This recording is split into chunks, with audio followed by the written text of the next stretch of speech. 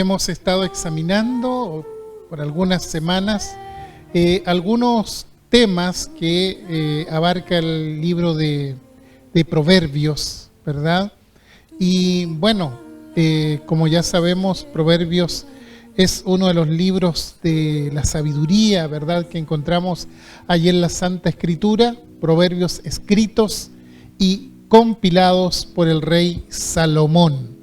Y hasta aquí hemos tocado algunos temas de mucha importancia, hemos hablado, ¿verdad?, sobre la sabiduría como el aprendizaje a partir de la experiencia, de la observación. Y quisiera en esta oportunidad comenzar con una pregunta. ¿Quiénes pueden ser sabios? O hacérmela simplemente a mi propia vida. ¿Califico para esto o simplemente lo descarto? Pareciera ser una pregunta simple, pero fíjese que la respuesta no es simple. Si ustedes se fijan, hay una tendencia de pronto en el ser humano a pensar que la sabiduría pertenece solamente a unos pocos, a ciertos iluminados, a una élite nada más, o alguna ciencia oculta. Sin embargo, cuando leemos Proverbios, este libro viene a desmitificar todo esto y en resumidas palabras nos dice que todos podemos acceder a la sabiduría si realmente la procuramos. Seguramente ustedes han escuchado que los grandes descubrimientos han surgido siempre de preguntas que son aparentemente simples. Por ejemplo, un día Isaac Newton se preguntó por qué las cosas caen hacia abajo y no hacia arriba. Se dice que mientras estaba tomando un descanso plácidamente bajo un manzano, de pronto una manzana se descolgó del árbol y cayó justamente sobre su cabeza. Y entonces esto lo hizo reflexionar. ¿Qué fuerza traía aquel objeto, aquella manzana, hacia abajo? Y así fue como descubrió la denominada ley de gravedad. Por muchos años el ser humano usaba la palanca, por ejemplo, pero no sabía por qué usando la palanca hacía menos fuerzas.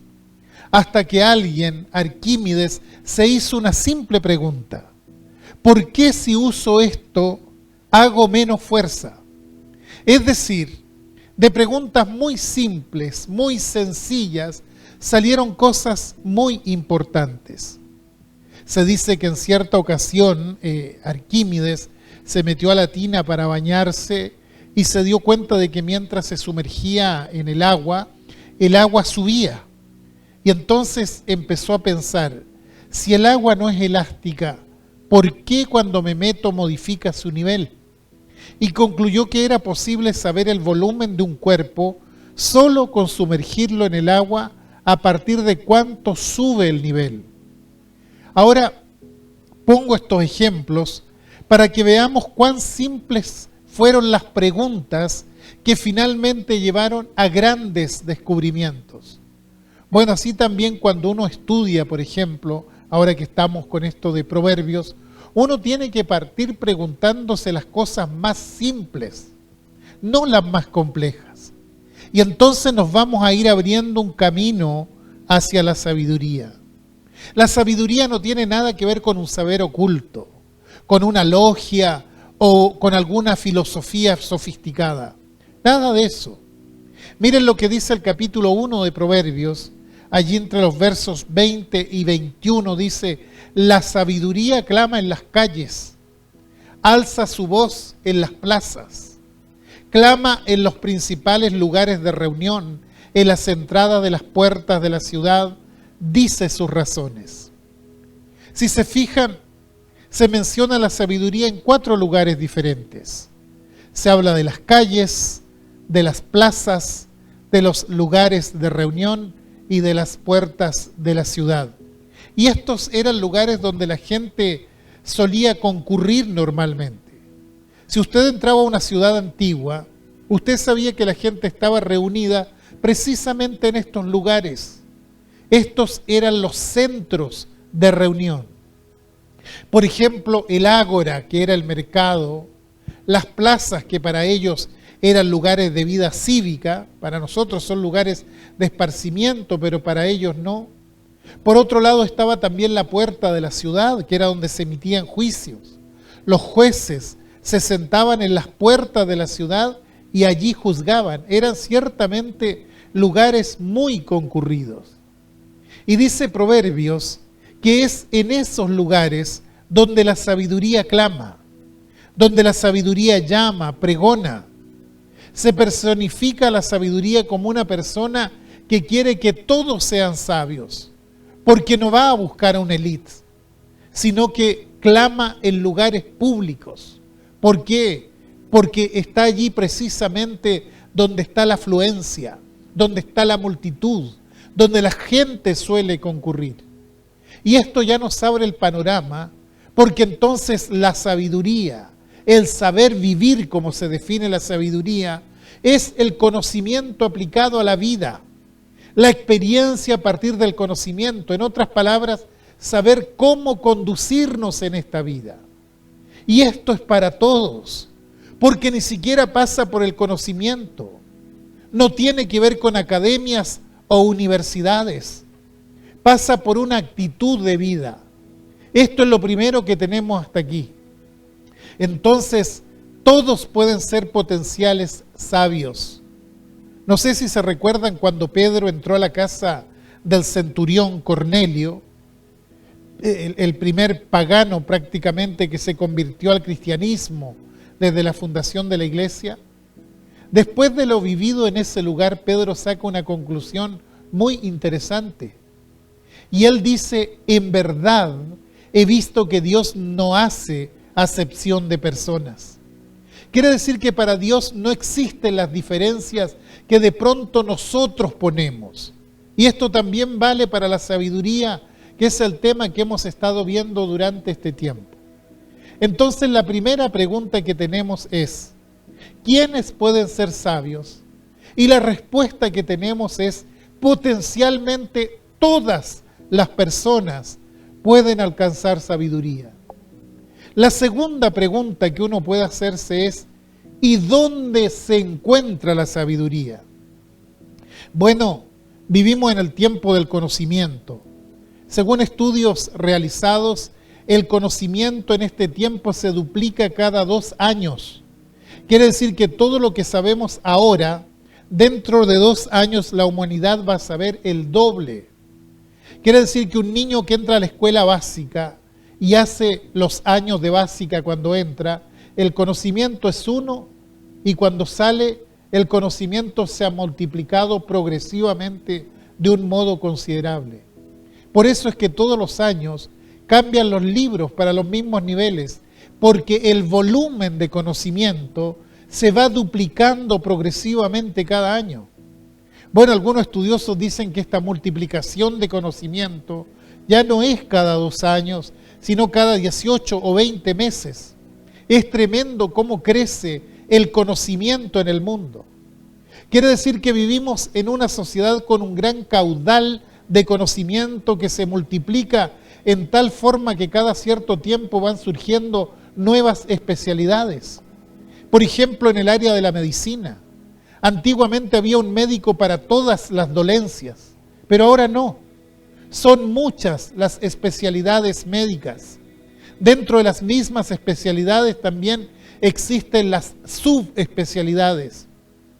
Por ejemplo, viendo el área de la odontología, ya tenemos periodoncistas, ortodoncistas, odontopediatras, radiología dentomaximofacial. Es decir, hay muchas especialidades y subespecialidades. ¿Por qué? Porque el conocimiento ha aumentado claramente. Ahora esto es bien interesante, porque hay tanto conocimiento que no lo puede llegar a captar una sola persona. El médico de cabecera años atrás sabía de todo un poco, pero hoy por hoy los médicos se especializan en cosas. Por cierto que conocen lo básico, pero toman un área o se especializan en ella. ¿Por qué? Porque el conocimiento se está multiplicando en una forma tremenda. Significa ahora que el hecho de que haya aumentado el conocimiento ¿aumentó también la sabiduría? Tenemos que decir que una cosa no tiene nada que ver con la otra. Que a pesar de que estamos en una escalada de conocimiento, no se ve la sabiduría en el diario vivir. Y acá es donde usted nota la gran diferencia entre lo que es el conocimiento y lo que es la sabiduría. Quiere decir que somos una sociedad donde se multiplica el conocimiento, pero sin embargo cada vez tenemos vidas más enredadas que no encuentran el rumbo, que van y vienen, que suman problemas diariamente. Por ejemplo, tenemos matrimonios muy confundidos, que no saben qué hacer, qué rumbo tomar, cómo solucionar sus problemas, cómo criar a los hijos, y los problemas suman y siguen. ¿Por qué? Porque falta la sabiduría de vivir, de saber organizarse correctamente en la vida, y esto no pasa solamente con la gente que no es cristiana, les pasa también a los cristianos. Esto porque el cristiano no por ser cristiano tiene sabiduría. Hay muchos cristianos que son absolutamente necios, Dios nos libre. Entonces, ¿dónde encontrar la sabiduría? Pedro en su segunda carta dice, tenemos también la palabra profética más segura, a la cual hacéis bien en estar atentos como a una antorcha que alumbra el lugar oscuro. Está diciendo, miren, hay oscuridad, o sea, hay falta de sabiduría. La gente no logra formar bien una familia, no saben cómo criar a los hijos, están viviendo a tientas, a oscuras. Pero tenemos una antorcha, esa antorcha es la palabra de Dios. Acá hay algo que Dios ha marcado, que sus propias leyes, ¿verdad?, son como una antorcha que alumbra en un lugar oscuro. Si usted tiene una luz en un cuarto oscuro, usted sabe dónde ir a buscarla. Y los proverbios son normas prácticas para saber cómo tenemos que actuar de acuerdo a la voluntad de Dios. Hay muchos proverbios que atacan problemas cotidianos, diarios que uno tiene, es decir, cómo tengo que actuar frente a determinadas circunstancias. Mire, por ejemplo, el pasaje de Proverbios 26, 4 y 5. Dice, nunca respondas al necio de acuerdo con su necedad, para que no seas tú también como él. Responde al necio como merece su necedad, para que no se estime sabio en su propia opinión. Fíjese qué interesante. Nunca contestes al necio de acuerdo a su necedad, sino como merece su necedad.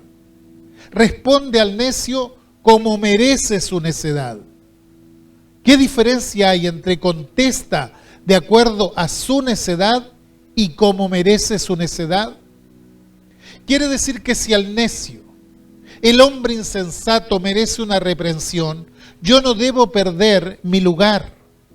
Yo no debo bajar a su nivel y debo reprenderlo en ese sentido. Quiere decir que con este juego de palabras que hace Salomón, el proverbio nos dice que muchas veces nos vamos a ver tentados a contestar a una necedad con otra necedad. Entonces dice el sabio, ten cuidado, contesta con sabiduría a pesar que de la boca del otro salió una necedad, salió una estupidez. ¿Para qué? Para que se confronte con su propia insensatez. En nuestra cultura, el que quiere alcanzar conocimiento, experiencia, lo hace generalmente mirando el aporte que otros han hecho, filósofos, científicos, descubridores, etc. Es una acumulación de experiencia, una nutrición a partir de otras fuentes. Pero en la cultura oriental no. Allí cada filósofo construía su propia filosofía, no estudiaba a otros, adquiere conocimiento a partir de su propia experiencia. Pero nosotros no. En Occidente sumamos el conocimiento. Es una característica de nuestra cultura. No obstante, lo que hace Salomón en el libro de Proverbios, a pesar de que lo llamamos Proverbios de Salomón, él también hace una compilación, es decir, una acumulación de conocimiento espiritual. Es decir, sin desmerecer que varios de ellos fueron escritos por Salomón, también aparecen otros nombres en el libro, otros autores. Si leemos detenidamente hay proverbios que se repiten porque son compilaciones. Salomón acumuló los dichos de los sabios. Hay culturas, por ejemplo, como la cultura polinésica, donde el anciano es recurrentemente consultado para establecer alguna decisión. De ahí la palabra consejo de ancianos. Gente mayor que por su edad se entendía que habían adquirido más experiencia y por ende más sabiduría.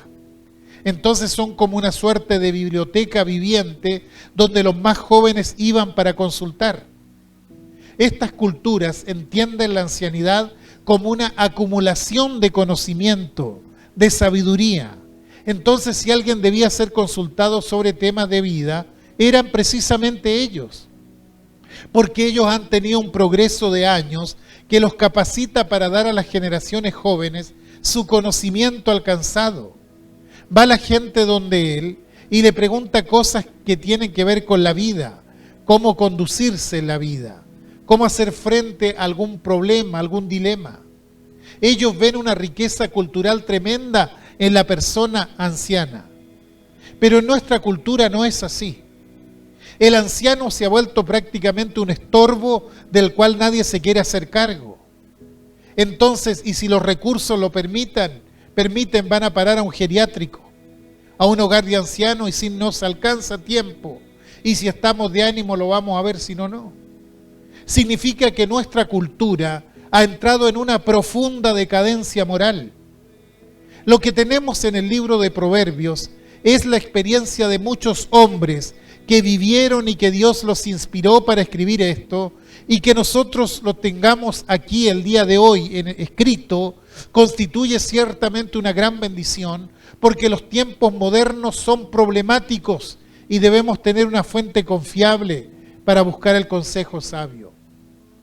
La ética, que es la disciplina que determina el bien y el mal en la vida, no es igual hoy que la que se estudiaba hace 30 años atrás. Los temas de entonces parecen un chiste frente a los planteamientos éticos de la actualidad. Al estudiar ética cristiana de hace 30 o 20 años atrás, usted se va a encontrar con temas como, por ejemplo, el uso del alcohol, el uso del tabaco, el problema de las apuestas, qué sé yo. Esos eran los grandes problemas éticos de esa época.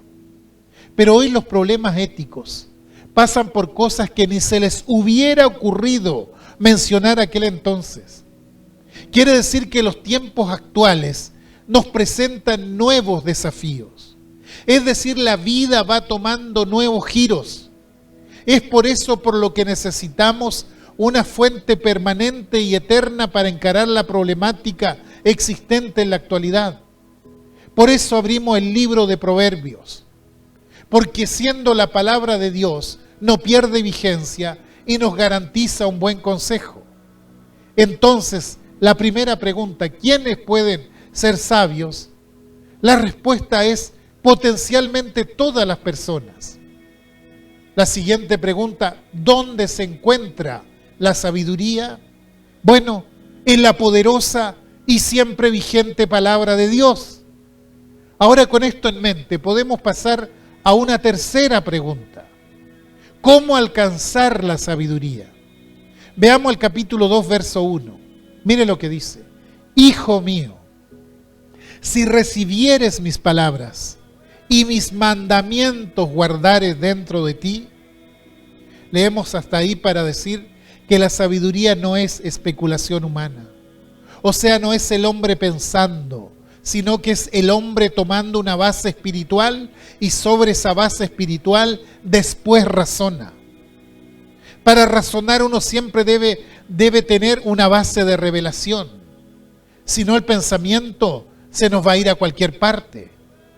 Cuando la filosofía occidental del siglo XVI se fue apartando progresivamente de la revelación de Dios, tuvo muchos tropiezos porque dejó de creer en lo absoluto y se lanzó hacia lo relativo. Entonces los filósofos avanzan y retroceden, hasta llegar al siglo XX, donde de plano se niega el valor de la filosofía. ¿Por qué sucedió esto? Porque no tuvieron o porque desconocieron la base sobre la cual razonar. Pero cuando uno lee el libro de Proverbios, siempre va a encontrar una base sobre la cual se pueda razonar. Si bien no todas las cosas escritas ahí se definen a partir de la ley de Dios, pero siempre tienen una base de razonamiento. ¿Y cuál es la base de razonamiento? Acabamos de leer el verso 1 del capítulo 2. Si recibieres mis palabras, mis mandamientos guardares dentro de ti, y allí está la base. Como dijimos, no es una especulación humana ni un conocimiento académico, sino que es la revelación de Dios. Esa es la base más sólida y más consistente sobre la cual se puede razonar o filosofar. El asunto es que muchas veces superponemos nuestros razonamientos a los razonamientos de Dios y lo que tenemos es un gran problema. Pero no. Primero nos sometemos al mandamiento de Dios y después razonamos. No puede ser a la inversa. Por ejemplo, si yo me subo a una lancha, el capitán me dice, bueno, pero antes de salir se debe poner un chaleco salvavidas. Y claro, yo me lo pongo. No empiezo a razonar si debo hacerlo o no. Entiendo que el capitán tiene un conocimiento suficiente como para encargarme eso. Uno se lo pone y después sacará sus conclusiones. Bueno, con la palabra de Dios es igual. Primero hay que tomarla, hay que cumplirla y después razonamos sobre ella. Perdonen el ejemplo, pero no es cuestión de que hoy mato a una persona y después pregunto por qué Dios dice no matarás. No, no debo matar a una persona para reflexionar después sobre el valor de la vida. Si reflexiono después de haberlo hecho y concluyo con Dios que es malo matar, ya es tarde. Por eso el mandamiento siempre debe ir primero y después debe ser la reflexión. Yo digo que el libro de Proverbios está escrito por quienes ya tienen puesto el salvavidas. Y con el salvavidas puesto dicen, esta ley se respeta en todos lados, es una ley permanente. Es decir, tengo el salvavidas puesto, ahora empiezo a conversar sobre estas cosas. Primero el salvavidas y después el razonamiento. ¿Por qué aconseja esto? ¿Cómo puedo poner en práctica este principio? Lo primero que tengo que hacer es esto. Me apropio primero de lo que tengo que hacer y después razono. Este es un secreto a voces dentro de la vida cristiana. El sabio tiene claro esto, que hay que priorizar lo que Dios dice. Prioriza la voluntad de Dios y entonces, ¿cómo alcanzar la sabiduría? Cumpliendo la palabra, la voluntad de Dios y después razonando. Y esto nos lleva a una cuarta pregunta. ¿Cómo me conecto con la voluntad de Dios? Vamos al verso 2 del capítulo 2 de Proverbios. Dice, haciendo estar atento tu oído a la sabiduría, si inclinares tu corazón a la prudencia. Desde el verso 1 dice, hijo mío, si recibieres mis palabras y mis mandamientos guardares dentro de ti, haciendo estar atento tu oído a la sabiduría, si inclinares tu corazón a la prudencia. Teniendo en mente esto, podemos ir al capítulo 23, verso 12. Dice, aplica tu corazón a la enseñanza y tus oídos a las palabras de sabiduría. Ahora leamos el capítulo 22, verso 17. Dice, inclina tu oído y oye las palabras de los sabios y aplica tu corazón a mi sabiduría. ¿Se da cuenta lo que repite? Podemos encontrar una dupla que siempre se repite. Habla del corazón y habla del oído. En todos los versículos que acabamos de leer juntos, habla acerca de esto. Quiere decir que una de las cosas que está marcando es que el cristiano tiene una ley. Y para conocer la ley y apropiarse de ella tenemos que hacer funcionar estas dos cosas. Primero, el oído. Hay que saber escuchar, porque nadie puede cumplir algo que no sabe. Y en segundo lugar, el corazón, que es la parte interna, toda la parte emocional, intelectual y volitiva al ser humano. Quiere decir que atendemos en primer lugar a través del oído. Pero como dice Santiago, no debemos ser oidores olvidadizos. Es decir, que lo que entró se quede realmente ahí. Nuestros padres solían decirnos: a ti la enseñanza te entra por un oído y te sale por el otro, como si hubiera un túnel directo que conectara ambos oídos. Bueno, para el sabio no es así. Le entró la enseñanza y se quedó allí. Lo que está diciendo es que la enseñanza tiene que bajar al corazón para que se exprese en la conducta. Y esta es la parte más difícil. Si usted quiere un consejo general de todo lo que enseña Proverbios, vuelva al capítulo 3, versos 5 y 6. Fíate de Jehová de todo tu corazón y no te apoyes en tu propia prudencia. Reconócelo en todos tus caminos y Él enderezará tus veredas. La palabra fiar es similar a confiar. Según este pasaje, ¿en quién tiene que estar puesta nuestra confianza? En Jehová, en el Señor Todopoderoso. ¿En qué cosas? En todos tus caminos. ¿Para qué? Para que sean enderezadas tus veredas. Es decir, para que andes por un camino que sea derecho. Confía en Jehová en todos tus caminos. Se refiere a todo lo concerniente a nuestra vida. Porque hay gente que piensa que Dios trabaja sobre la parte espiritual nada más. Por tanto, si van a hacer un negocio, pareciera que eso no es competencia de Dios, entonces Dios queda fuera. Gran error. Dios no trabaja solo en la parte espiritual, sino en toda nuestra vida. Si uno se fía en Jehová, en todos sus caminos, en todas las decisiones que debe tomar, entonces el Señor va a enderezar su camino. Este es el secreto develado en Proverbios. Aquí están sintetizados todos los proverbios. Confía en todo para que todo te salga bien. O confía todo al Señor para que todo te salga bien. Esto es lo que está diciendo. ¿Cuál es el problema que encontramos generalmente frente a esto? El problema principal somos nosotros mismos, sí, porque somos muy tosudos eventualmente, muy duros de cabeza.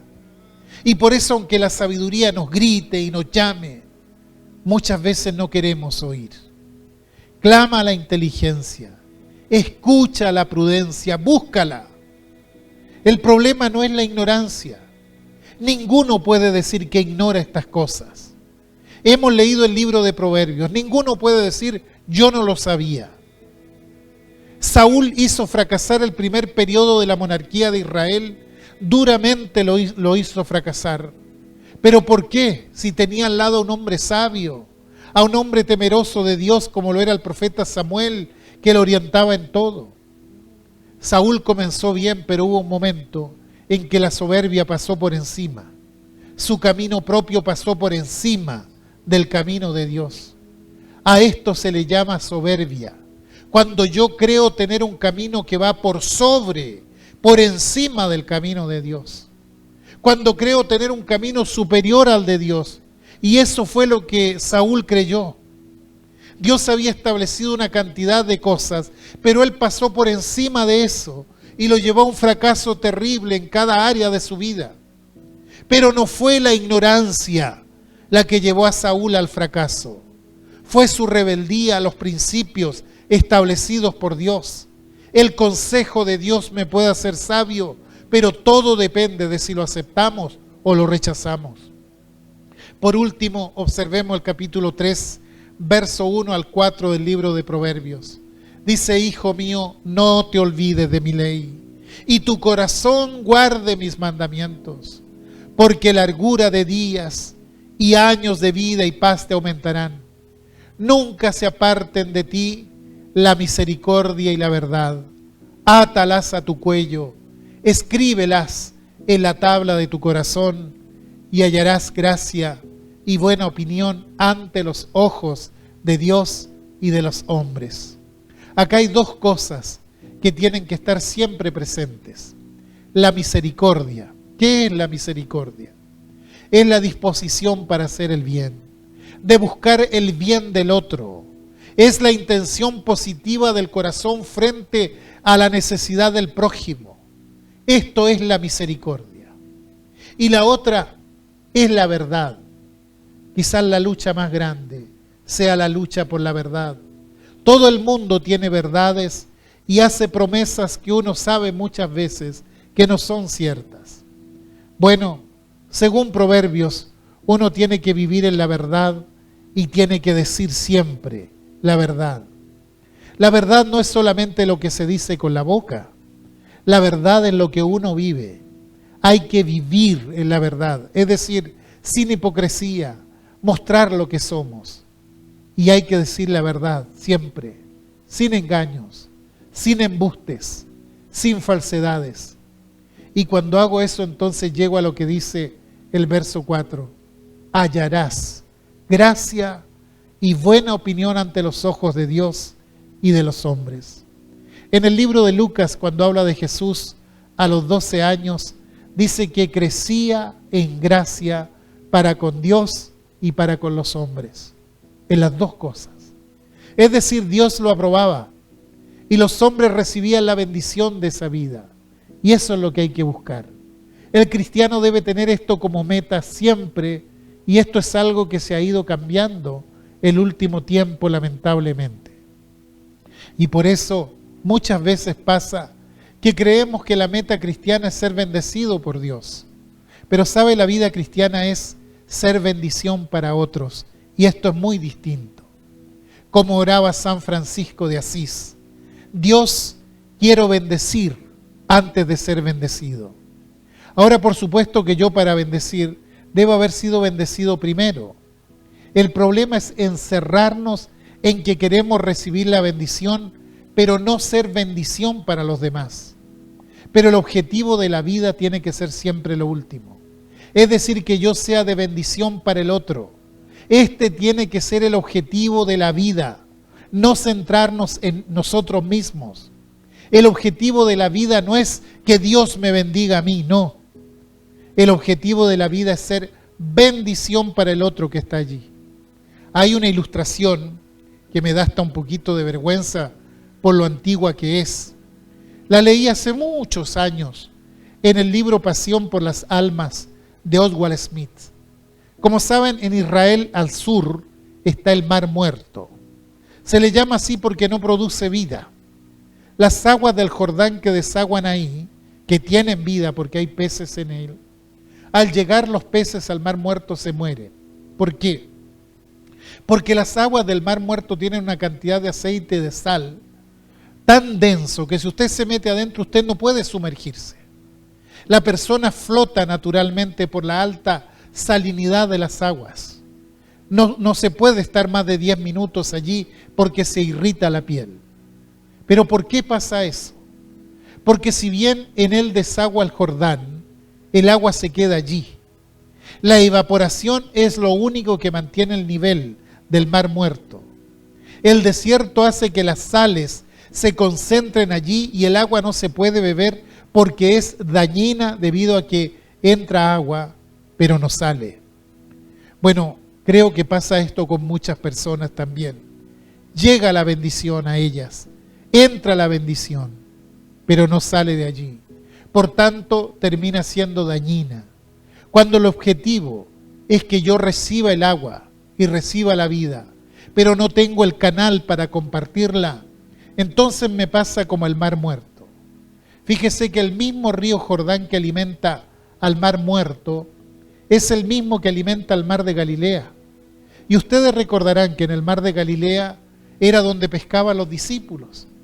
Y es el mismo río, pero en un mar hay vida y en el otro no hay vida. ¿Por qué? Porque mientras el Mar de Galilea está conectado, entra el agua y sale, entonces ahí puede haber vida. Pero en el Mar Muerto no, porque el Mar Muerto recibe, pero no entrega. Y lo que estamos buscando al estudiar el libro de Proverbios no es tanto que Dios nos bendiga a nosotros, sino que nosotros podamos bendecir a los demás. Ser el canal por donde Dios pueda pasar la bendición para el otro, y este tendría que ser, creo yo, el objetivo primordial de nuestras vidas.